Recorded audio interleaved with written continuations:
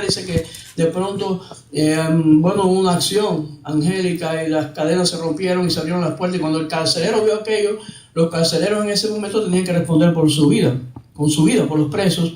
Y cuando se escaparon los presos y se iba a matar, y entonces Pablo dice, no, estamos aquí, no nos hemos ido, tranquilo.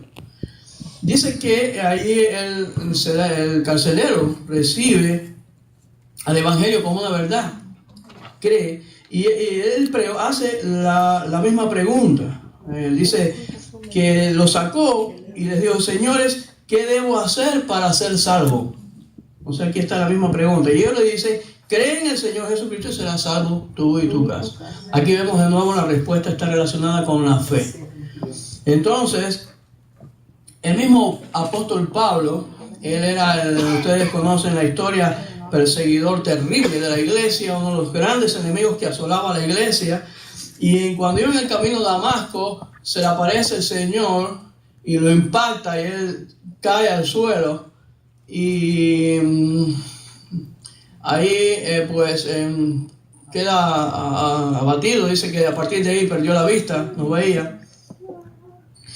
Y Jesús, la voz del cielo, Jesús le dice, Saulo, Saulo, ¿por qué me persigue?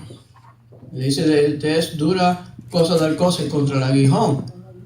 Y entonces ahí ¿quién eres, Señor? Bueno, yo soy Jesús a quien tú persigues. Y la pregunta de Pablo, otra vez, le dice, ¿qué haré, Señor? ¿Qué haré? Entonces siempre cuando hay ese encuentro con Jesús, ese impacto, surge la pregunta, ¿qué haré? Dice que Jesús le dijo, levántate y ve a Damasco y allí se te dirá lo que está ordenado que debes hacer. Bien. Siempre una persona sincera que está buscando de veras la salvación, que está buscando a Dios sinceramente, pues va a hacerse de entrada esta pregunta: ¿qué tengo que hacer para ser salvo? ¿O qué tengo que hacer para estar en bien con Dios? ¿Qué tengo que hacer para arreglar mi vida delante de Dios? Para ser aceptable delante de Dios. El siglo XVI, me perdonan un poco, ¿puedes alcanzarme el agua? Gracias.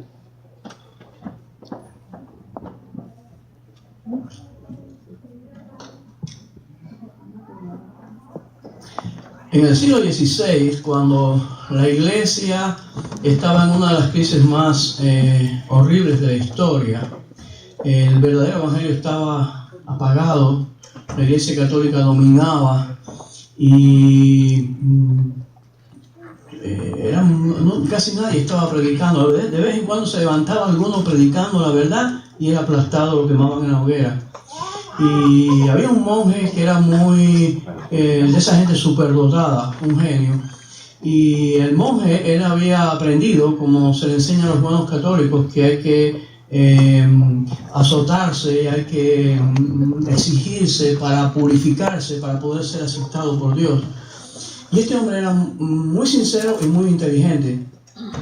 Y él era tan sincero que él se daba cuenta que siempre estaba pecando y nunca cumplía. Y por mucho que se azotara y se torturara, se trancaba en la celda, se ponía al hielo, hacía muchos sacrificios tratando de purificar su vida para ser aceptado. Y él encontraba que su vida no volvía otra vez al pecado, volvía otra vez, estaba lleno de defectos. Él venía con el cura, se confesaba allí en el confesionario, y empezaba a hablar, y el hombre, el cura se volvía luego con la cantidad de cosas, y era una historia enorme, y ya lo tenía ya le perdonaba, como según el rito católico. El hombre Lutero se iba, y cuando caminaba un poco se daba cuenta que ya estaba en pecado otra vez y regresaba de nuevo, y así era una tortura, porque él tenía una conciencia muy cargada. Este monje llamado Martín Lutero, él estaba leyendo un día las Escrituras y él se encontró con un texto que está en el libro de Romanos, donde el apóstol Pablo dice porque no me avergüenzo del Evangelio, porque es poder de Dios para salvación a todo aquel que cree, Amén. al judío primeramente y también al griego, porque en el Evangelio la justicia de Dios se revela por fe y para fe, como está escrito. Y esta última frase fue la que tocó, sacudió a Lutero. Mas el justo por la fe vivirá. Amén. Y esto pues trajo como resultado que este hombre clavó en las puertas de la iglesia de Wittenberg las 95 tesis conocidas, y ahí se formó toda una revuelta contra todo lo que la Iglesia Católica había implantado, y a partir de ahí comienza de nuevo a florecer la verdad del Evangelio, comienza a tomar vida la verdad, y comienzan a surgir todas estas denominaciones que tenemos hoy, gracias al Señor, evangélicas. Aquí están los bautistas, los presbiterianos, bueno, muchas denominaciones, pero que todas responden a las Escrituras. Amén. Entonces, hay algunas que están más lejos de la palabra, otras están más correctos, depende, pero la Reforma propició que se regresara a las Escrituras y que se regresara al verdadero Evangelio, porque se estaba enseñando que la salvación era por obras, era por hacer cosas. Y el retorno que Lutero hace a la Biblia es que la salvación es solamente por la fe. Amén. Ese es el camino correcto. Vale entonces la pena preguntarnos qué es la fe desde el punto de vista bíblico. ¿Qué es la fe según las Escrituras, según lo que Dios dice? Hay una definición que casi todos los creyentes conocen, está en el libro de Hebreos capítulo 11, dice que la fe es la certeza de lo que se espera, la convicción de lo que no se ve. de lo que no se ve. Pero hemos tenido en los últimos tiempos una dirección en cuanto a la fe, una comprensión de lo que es la fe que está distorsionada de lo que es la fe bíblica. Porque en los últimos tiempos se está haciendo un énfasis en el poder de la fe y en la fe por sí misma. Y esa no es la idea bíblica. La fe bíblica no está cimentada sobre la fe en sí misma. La fe bíblica está cimentada sobre la verdad de las Escrituras. Amén. En otras palabras, tener fe es creer lo que Dios ha dicho. Amén. Hay personas que tienen la fe de esta manera. Yo tengo fe de que me va a salir bien. Yo tengo fe de que me voy a sanar. Bueno, eso es un sentimiento, una idea que tú tienes, pero no tiene base en nada, solamente en una idea. Pero cuando nosotros hablamos de la fe bíblica, estamos hablando de algo que Dios ha dicho y que yo lo creo porque Él lo ha dicho. Entonces, para tener ese tipo de fe, lo primero que tengo que tener, ¿saben qué cosa es? Conocimiento de la Biblia. Amén. En saber qué Dios ha dicho, porque si yo no sé lo que Dios ha dicho, no tengo fe. Puedo tener una fe emocional, puedo tener fe en mí mismo, puedo tener fe en la ciencia, pero no fe en Dios.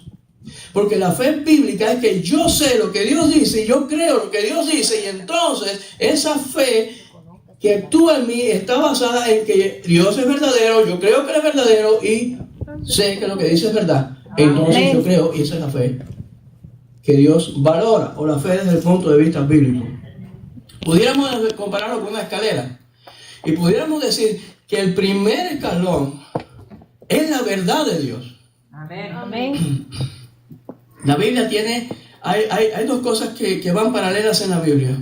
Por un lado, la Biblia es un cuerpo de verdades, y por otro lado, es un cuerpo de mandamientos. Entonces, hay verdades y hay mandamientos. Ahora, ¿dónde está apoyada la fe? No en los mandamientos, es en la verdad. Aleluya. Después vamos a ver cuál es el papel de los mandamientos. Pero todo comienza sobre un cimiento que es la verdad. En este caso, quiere decir que el Evangelio no se trata de lo que nosotros hacemos. Yo veo mucho del Evangelio que se está predicando hoy, hablando de lo que nosotros hacemos, lo que somos capaces. Yo declaro, yo hago, yo. No se trata de mí, se trata de Él. Amén. El Evangelio no es lo que yo hago, lo que nosotros hacemos, es lo que Él ha hecho por nosotros. Amén. Si estamos basados en lo que Cristo hizo por nosotros, entonces estamos sobre un cimiento firme. Así que la iglesia es columna y baluarte de la verdad. Bueno, vayamos a la verdad de la palabra, apoyémonos en ella y nuestra fe va a estar sobre un cimiento fuerte. Entonces tenemos el primer escalón, la verdad, y el segundo escalón, la fe puesta sobre esa verdad.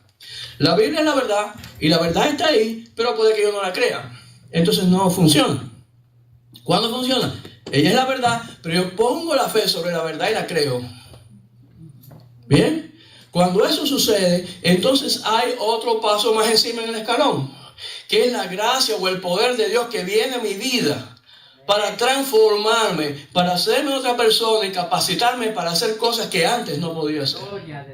Y como resultado entonces viene la obediencia. Mi vida va a ser transformada y voy a empezar a vivir de una forma diferente. Hermano, uno vive de acuerdo a lo que cree. Y si uno cree de verdad la palabra de Dios, va a vivir conforme a ella. Ven. Bien. Tengo un texto aquí de Corintios que describe entonces en qué consiste esa verdad fundamental sobre la cual está basada toda la demás verdad. La verdad fundamental sobre la cual tiene que estar apoyada nuestra vida. Está en 1 Corintios capítulo 15, versículo 1 al 11. Además, os declaro, hermanos, el evangelio que os he predicado, el cual también recibisteis, en el cual también perseveráis. Me lo va diciendo. Este es el evangelio que les prediqué. Este es el evangelio que ustedes recibieron, escucharon. Y es el evangelio en el cual ustedes perseveran. Porque yo puedo creer el evangelio, escuchar algo y venir un hereje detrás, decirme otra cosa y después abandonarlo. Eso es posible. Oír la verdad y después irme a otra doctrina. Aquí hay tres elementos. Se los digo, ellos lo escucharon, ellos lo perseveran en él. Mira lo que dice: por el cual asimismo, si retenéis la palabra. ¿Qué quiere decir eso? Si lo que oyeron, ustedes permanecen creyéndolo. No lo abandonan, se mantienen firmes ahí. La palabra que os he predicado, sois salvos. Si no, creíste, hermano. Uno puede creer emocionalmente. Uno puede ser que venga un culto muy bonito, con un piano muy lindo, hablaron lindo, te emocioné, salí por ahí lleno de gloria a Dios, y cuando llegué a la esquina, se me olvidó. No sé, me fui por otro lado. Entonces, ¿creíste, hermano? Estamos hablando de una fe que permanece, de una fe continua, una fe que se cultiva incluso y crece a medida que vamos experimentando nuevas vivencias con nuestro Señor. Mira lo que sigue diciendo Pablo ahora en este texto. Dice: porque primeramente os he enseñado lo que asimismo recibí, que Cristo murió por nuestros pecados conforme a las Escrituras, y que fue sepultado y que resucitó al tercer día conforme a las Escrituras. Amén. Vemos que está apoyado, y aquí está hablando el apóstol Pablo. El apóstol tiene autoridad como si fuera Jesucristo, porque eso es lo que significa la palabra apóstol. Cuando uno de los apóstoles hablaba o escribía, esa es la misma autoridad de Jesucristo, porque ellos eran directamente ordenados por Jesucristo, enviados para hablar en nombre de Él. Entonces un apóstol era alguien que hablaba en nombre de Cristo. Y sin embargo, Pablo no se apoya aquí en él mismo, en su misma autoridad. La escritura que él menciona aquí del libro del Antiguo Testamento, el Nuevo Testamento no estaba escrito. Pero dice, conforme a las Escrituras. ¿Qué significa eso? Los profetas habían anunciado lo que iba a suceder con Jesús. Todo estaba escrito. Desde siglos y siglos antes, todo estaba registrado con punto y coma. Amén. Y él dice, esto que ha sucedido conforme a las Escrituras. No es nada nuevo, no es un invento, no es un profeta nuevo que se levantó. Aún él, que era apóstol y tenía autoridad, se remite a la autoridad de las Escrituras. Gloria. Entonces, ¿qué está hablando aquí? ¿Cuál es el Evangelio? Él dice, este es el Evangelio, no hay otro. Esto fue lo que ustedes escucharon y no pueden irse de ahí. Si creen otra cosa, fracasaron. Primero, que Cristo murió, ¿por qué? Por nuestros pecados. Bien, hoy se habla mucho de Jesucristo que sana. Jesucristo me saca del problema matrimonial. Jesucristo me resuelve la situación económica. Todo eso es cierto. Dios es quien controla nuestra vida. Y Dios es bueno. Y Dios puede sanarnos, puede librarnos de la cárcel, puede librarnos de un asesino, puede librarnos de mil situaciones. Yo estoy seguro que todos aquí tenemos muchos testimonios de cosas de las cuales Cristo nos ha librado. Amén. Pero la muerte de Cristo no tiene ese objetivo primario. El objetivo primario de la muerte de Cristo es el pecado. ¿De qué me salva Jesucristo? De mi maldad.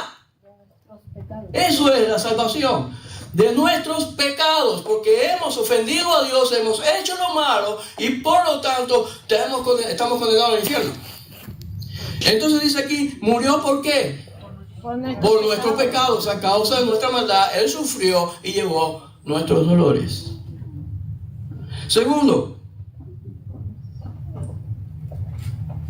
que fue sepultado. Murió y fue sepultado. Tercero, que resucitó. ¿Saben una cosa? Yo veo que hoy en día se habla poco de la esperanza de Dios. Y tú crees en el Cristo muerto, tú crees en ese Cristo que ponen en las iglesias por ahí con un crucificado, ese Cristo no tiene ese evangelio completo. Porque Cristo hoy no está crucificado, está resucitado. Vive. Entonces algo importante es que Cristo vive. Ahora, eso significa que si Él vive, nosotros viviremos con Él eternamente. El evangelio no apunta a este mundo presente. Vemos a veces un evangelio que en los coros, yo lo estoy escuchando, cantan mucho a este mundo presente, a lo presente, a la experiencia, está bien, pero no escucho que se canta en las promesas de la eternidad, en la esperanza que tenemos en el más allá. Aleluya. Este mundo, señores, pasa, en este mundo vamos a sufrir, en este mundo vamos a pasar dificultades. Cristo nos salva, pero vas a seguir sufriendo mientras estés en este mundo. Miren, el Éxodo, el agua de la roca, dice: tu calzado no se rompió nunca, yo te sustenté. Él quería esa experiencia viva hasta llegar a la tierra. Entonces la visión no se quedaba en seguir en el desierto siempre. Había algo en el futuro, la tierra. Y el cristiano tiene que tener sus ojos puestos en la recompensa, en lo que está más allá. En sus promesas fieles. Entonces Cristo resucitó porque por su poder nos resucitará a nosotros. De hecho nos resucitó ya. Porque ya vivimos con Él. Y un día estaremos en un mundo nuevo, experimentando ya sin dolor la felicidad eterna. Aleluya. Esa es la verdadera visión y ese es el entendimiento de la fe cristiana. ¿Qué es el evangelio? No es creer en un Cristo para que me resuelva el problema, es creer en un Cristo que me redime completo, que me salva completo y que me tiene una esperanza gloriosa. Aleluya. Si no crees en la resurrección, si no crees en el mundo venidero, no tienes la verdadera fe, no has creído lo que Dios ha dicho, porque eso es lo que dice la Escritura. Bien,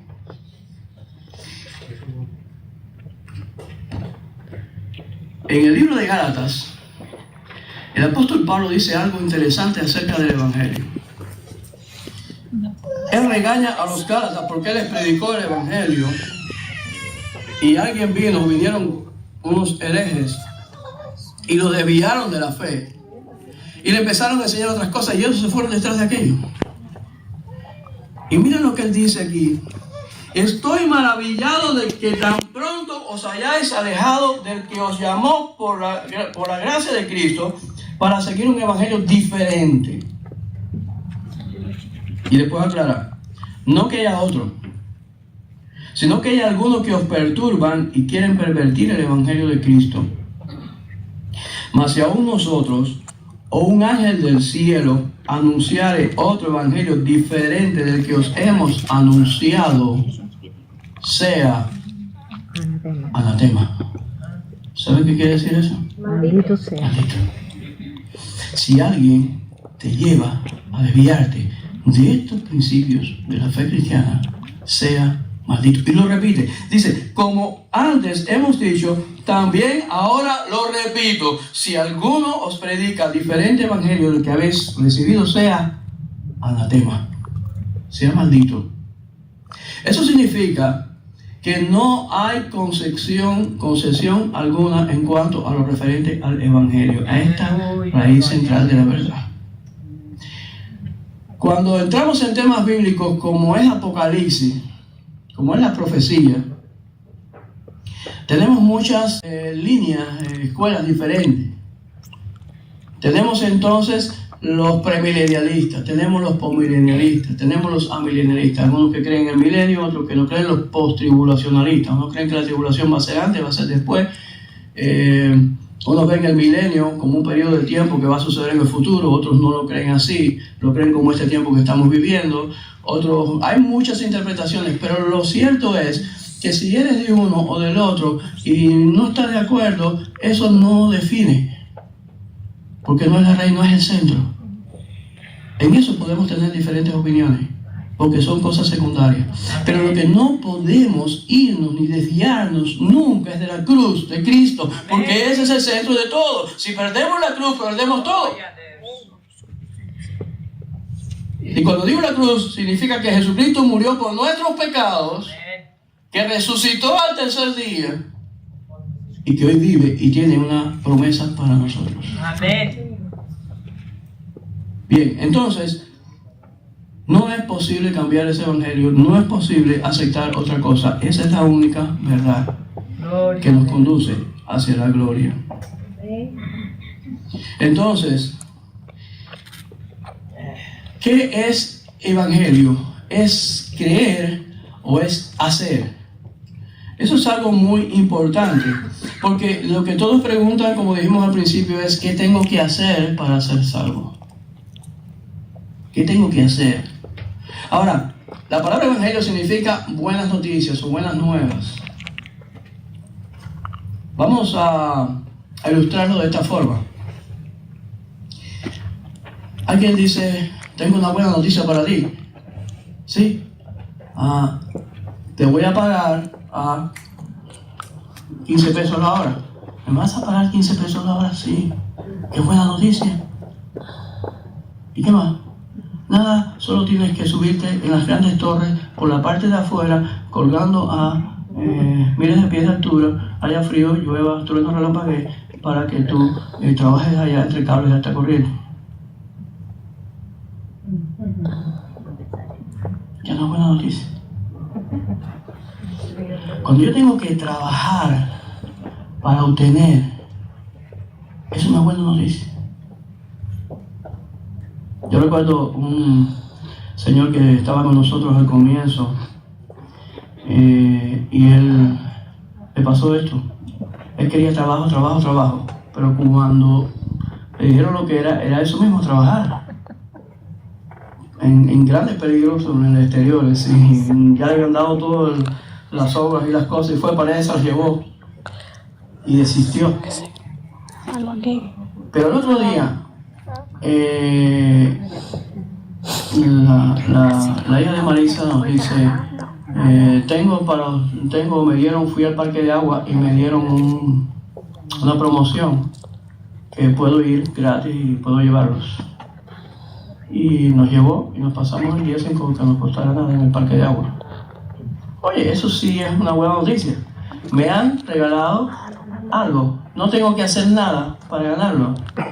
Bueno, evangelio es precisamente que no tengo que hacer nada. ¿Cómo? ¿Que no tengo que hacer nada?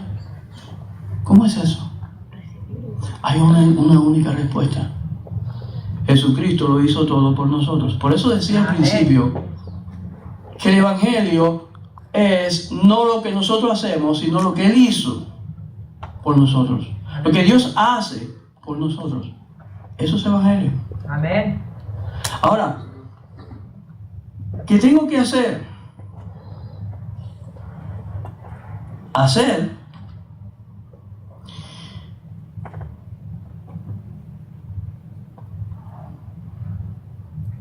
Nada. Nada.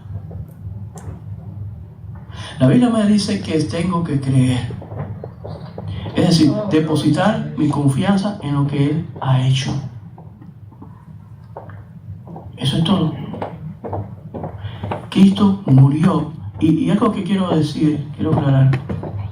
Él no hizo una oferta de pago por nuestros pecados. Él pagó en la cruz nuestros pecados. Cuando nosotros aceptamos a Cristo, creemos en Cristo como nuestro Salvador, todos nuestros pecados fueron pagados en la cruz. Todos. Lo que cometiste, lo que estás cometiendo y lo que ya vas a cometer ya fueron pagados en la cruz. Aleluya. Todos. Gloria a Dios. Él murió para hacernos libres. Quiere decir que yo no tengo que trabajar para ganar mi salvación.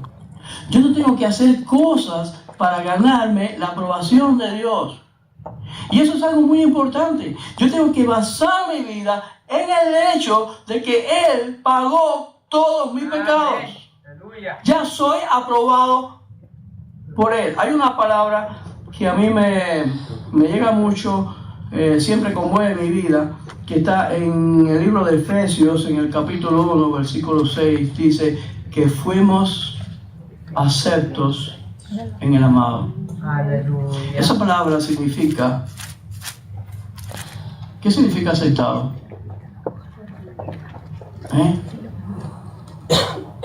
Estás estudiando por la universidad y estás en la lucha y estás ahí y llevas muchísimo tiempo. Y esta Liliana ha estado ahí años ahí batallando con los estudios y después fuiste a la prueba y estaba dificilísima y estás con la lucha, con la duda y pasa no sé qué tiempo hasta que te den el resultado y de pronto te dan un papel que dice paz. Gloria a Dios. Pasaste. ¿Eres qué? Aceptado. Gloria a Dios. Ahora una vez que eres aceptado por Dios, no tienes que ganarte la aceptación. Ay, gloria. Ya estás aceptado porque Él pagó por ti. Aleluya. Y eso es fundamental. A nosotros entonces nos viene siempre entonces una duda. ¿Y qué papel juegan las obras? Hablamos que la Biblia habla de verdades y de mandamientos. La verdad es para creerla y los mandamientos ¿para qué? Para obedecerlos. Entonces, si yo no tengo que hacer nada, ¿puedo vivir mi vida como quiero? ¿Puedo vivir mi vida como antes? Si no tengo que hacer nada, Dios me aceptó. No. ¿Por qué?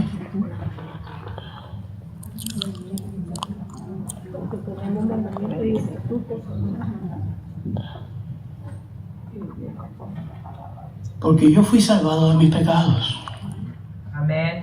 Yo fui salvado de mi maldad. ¿Cómo voy a regresar a mi maldad? Gloria. Yo fui salvado para ser transformado, para vivir bien conforme a Cristo. Yo fui salvado para agradar a mi Dios. Y eso significa la fe. Yo no quiero ser más como antes. Yo quiero agradar a mi Dios. Yo quiero vivir para Él. Y esto hace una gran diferencia, señores, muy importante, porque si yo estoy tratando de agradar a Dios, haciendo cosas buenas para agradar a Dios, yo estoy comprando mi salvación. Quiero que se entienda eso. Si yo hago obras buenas para que Dios me acepte, yo estoy negando a Cristo. Porque Cristo murió para pagar todos mis pecados y darme aceptación. Cuando yo soy cristiano y acepto a Cristo, soy aceptado por Dios únicamente porque Él pagó mi culpa. Amén. Y Él borró mis pecados. Hay varias palabras aquí. Está esta de aceptado, pero hay una palabra aquí que es la palabra justificación. Voy a leer algunos textos. Juan capítulo 1, versículos 2 y 13. Dice, mas a todos los que le recibieron, a los que creen en su nombre, les dio potestad de ser hechos hijos de Dios, los cuales no son engendrados de sangre, ni de voluntad de carne, ni de voluntad de varón, sino de Dios. Engendrados como hijos. Y una vez que tú eres hijo, ¿puedes dejar de serlo? No puedes. Aleluya. Ser hijo no se rompe. El matrimonio quizás se puede romper y se divorcia la gente, pero la relación de padre e hijo No se rompe. Aunque se pongan malas relaciones, aunque se pongan difíciles, sigue siendo hijo. Amén. Ahora, Efesios capítulo 2, versículo 8, porque por gracia sois salvos por medio de la fe, y esto no de vosotros, pues es don de Dios. No por obra. No por obras, para que nadie se gloríe. ¿Qué significa no por obras, para que nadie se gloríe? No puedes ganarte tu salvación haciendo obras. No puedes ser aprobado por Dios portándote bien, yendo a la iglesia, dando diezmo. Solo por fe. No puedo ganarme mi salvación. Él la ganó por mí y yo puedo aceptarla. Por eso es que no tengo que hacer nada para salvarme. Aceptar lo que Él ha hecho. Pero Él murió para librarme de mis pecados. Entonces yo soy salvo para vivir conforme a la voluntad de Dios. Y esa es la diferencia. Una cosa es que yo haga lo correcto e intente hacer lo correcto para que Dios me apruebe. Y otra cosa es que porque Él me aprobó y me regaló ser hijo y me regaló su salvación, yo entonces voy a vivir conforme a esa salvación. Voy a vivir conforme a esa fe.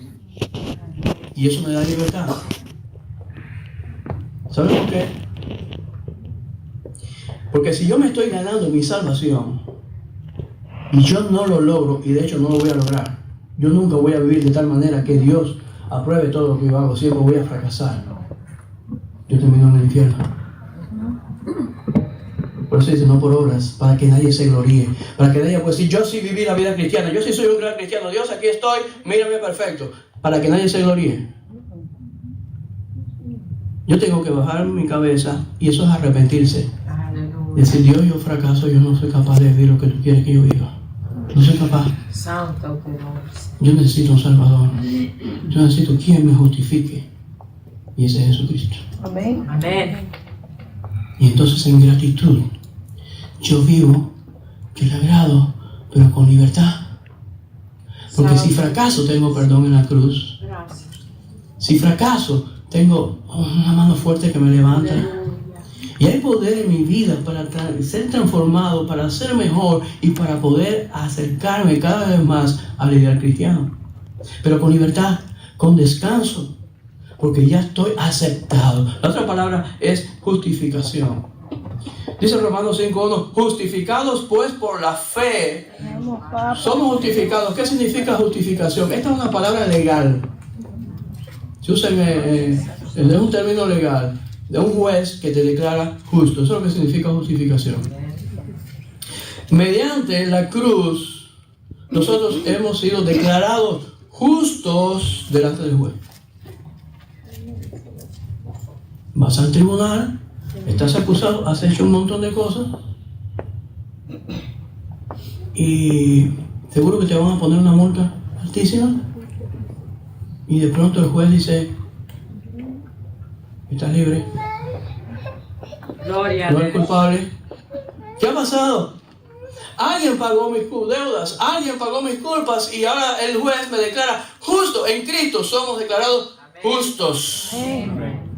Eso es lo que dice este texto. Justificados pues por la fe, tenemos entonces paz para con Dios. Y aquí está otro término que es la palabra reconciliación. ¿Saben qué quiere decir paz con Dios? Debido a mis pecados había una guerra entre Dios y yo. Debido a mis pecados la ira de Dios estaba sobre mí. Debido a mis pecados había un juicio y una amenaza del infierno sobre mi vida. Pero en Cristo he sido justificado, he sido perdonado, he sido librado y ya estoy en paz. Ahora Él es mi Padre, yo puedo hablar con Él, yo puedo decir mi fracaso, yo puedo decir, Señor, mira, tú sabes que yo le tengo odio a aquella persona, lo que me hizo, yo sé que es pecado de ti. No, yo sé que a ti no te agrada, pero yo le tengo odio, Señor. Tú eres mi Padre, ayúdame a resolver eso, cambia mi vida. Puedes hablar con libertad y decirle sinceramente tu problema, tu pecado, tu situación. No importa porque Cristo te ha justificado y Él va a obrar a favor tuyo porque es tu Padre. Eso es poder, eso es transformación, eso es vida. Porque tengo un Padre al cual yo puedo abrir mi corazón y ser sincero con Él. Entonces eso es la justificación. El juez me ha declarado justo, no por mi conducta, sino porque Cristo, el justo, murió por mí. Y la reconciliación es entonces que me puso en paz. Tenemos otro texto, Romanos 5:6-11, porque Cristo, cuando aún éramos débiles, a su tiempo murió por los impíos. ¿Quiénes son los impíos? Nosotros. Ciertamente apenas morirá alguno por el justo, con todo pudiera ser que alguno osara morir por el bueno. Mas Dios muestra su amor para con nosotros en que siendo aún pecadores, malvados, rebeldes a Él, Cristo murió por nosotros. No murió en la cruz. Tú no le conocías, no le buscabas, no tenías interés en Él, ya Él te había amado, ya te tenía en su plan, ya Él estaba pensando en ti, ya había dado su vida para justificarte. Aleluya. Eso es grande, señores, porque es seguridad. Dice, porque si siendo enemigos, dice que éramos enemigos de Él, fuimos reconciliados. ¿Qué cosa es reconciliar? Dos personas que eran amigos se distanciaron, están peleados, y alguien los pone en amistad de nuevo, los reconcilia. Dice que estábamos en pleito con Dios, éramos sus enemigos y ahora somos ¿qué? En Cristo, amistados de nuevo, paz con Dios, por la muerte de su Hijo. Fuimos reconciliados con Dios por la muerte de su Hijo. Mucho más, estando reconciliados, seremos salvos por su vida. Y no solo esto, sino que también nos gloriamos en Dios por el Señor nuestro Jesucristo, por quien hemos recibido ahora la reconciliación. Es decir, cuando éramos unos rebeldes y unos enemigos, Él murió por nosotros, Él nos amó y Él actuó a favor nuestro para salvarnos. Ahora que nos ha salvado, imagínense, no podemos tener duda de que nuestra salvación se pierda, se vaya, alguien nos la quite, nos la robe, de que fracasemos, porque no depende de nosotros, depende de su salvación grande y perfecta, de su grande amor. Nos ha salvado para llevarnos consigo, para llevarnos a su presencia, nos ha puesto en paz con Él. Amén. Qué gozo, qué alegría. Estar seguros en un Dios que todo lo hace por nosotros, que nos guiará como llevó a Israel por el desierto hasta la tierra prometida. Solo tenemos que tener entonces ¿qué? Fe. ¿Cómo se entiende entonces la obra a partir, o la obediencia a partir de esta verdad, de esta premisa? El juicio final, hay algo interesante, el juicio final no es por fe, el juicio final es por obras. Voy a citar algunos textos. Mateo 16, 27. Porque el Hijo del Hombre vendrá en la gloria de su Padre con sus ángeles y entonces pagará a cada uno según sus obras. El juicio es por obras. Otro texto. Porque es necesario que todos compadezcamos ante el tribunal de Cristo para que cada uno reciba según lo que haya hecho mientras estaba en el cuerpo, sea bueno o sea malo. Vamos a ser juzgados por obras. Gloria a Dios. ¿Qué significa eso? Que una fe verdadera me va a llevar a vivir conforme a Cristo. Que una fe verdadera va a transformar mi vida. No es que viva perfecto, no voy a ser perfecto mientras esté en este mundo, pero mi vida va a ser transformada a vivir conforme a Cristo. Amén. Cuando Jesús le preguntaron, él dice, hay una frase que él dice, ustedes me buscan porque han visto mis señales, porque comiste pan y os saciaste, dice él. Es decir, ustedes están de mí no porque estén buscando vida eterna, no porque los interese, sino están detrás de ventajas materiales de este mundo. Como hay mucha gente que viene a la iglesia para que me resuelva problemas y situaciones, pero no tienen interés en la vida eterna. Él le pasó esto, él dice, ustedes vienen detrás de mí porque comieron, porque yo les estoy proveyendo cosas, pero no están buscando la de verdad. Y él dice algo: trabajad no por la comida que perece, sino por la comida que a vida eterna permanece, la cual el hombre os dará, porque a este señaló Dios el Padre. Entonces le dijeron, ¿qué debemos hacer para poner en práctica las obras de Dios? De nuevo la misma pregunta, ¿qué debemos hacer? Y él responde, esta es la obra de Dios, que creáis al que Él ha enviado.